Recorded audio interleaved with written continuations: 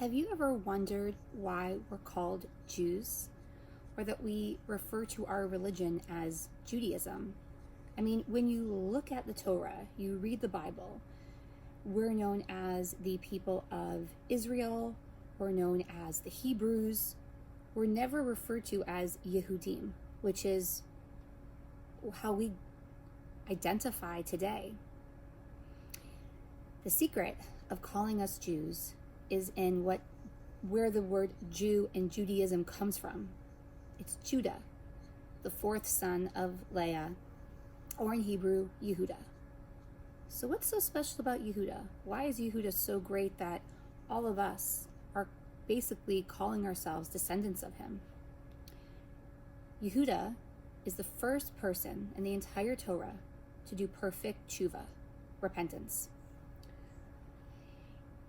He's also the one who messed up with his daughter-in-law and who was the genius brother that came up with the idea to sell Yosef into slavery, into Egypt, and not to kill him. So Yehuda messed up pretty big. But there's 3 levels of tshuva. There's 1, admitting guilt.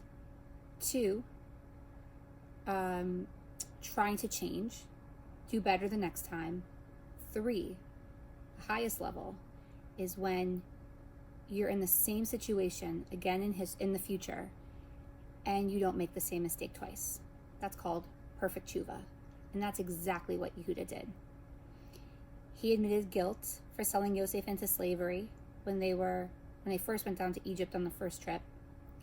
He convinced Yaakov to send Binyamin and said, "I will take personal responsibility to make sure that this younger brother comes home." But the perfect tshuva, what sealed the deal for Yehuda, was when Yosef planted the silver cup in Benjamin's bag, and he was going to keep Benjamin back in Egypt, the other son of Rachel. And Yehuda said, "Take me instead." Not only did he not sell his youngest brother into slavery again, but he was willing to go himself. See, no one's born perfect, but do people actually change? Is it possible to not only feel remorse for something, but to become a better person and to go out of your way to change the course of history because of something bad that happened? In Judaism, we have this idea that if you just say you're sorry and feel remorse for something bad that you did, you kind of end up at 0. So if a sin brought you to a negative place, like, you're in the red zone, just saying I'm sorry brings you to neutral. But when you actually learn from your mistake to the point that you become a better person, you change those around you, you're in the same place again in the future, and you don't make that mistake again, and you really do it from the bottom of your heart because you want to do the right thing, that's called tshuva out of love. And that's where you end up in the positive.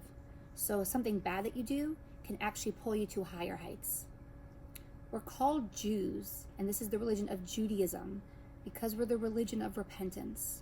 We're the religion that believes in change. We're saying we are so proud to be descendants of this person because we know everybody messes up, but does everybody actually try to be a better person?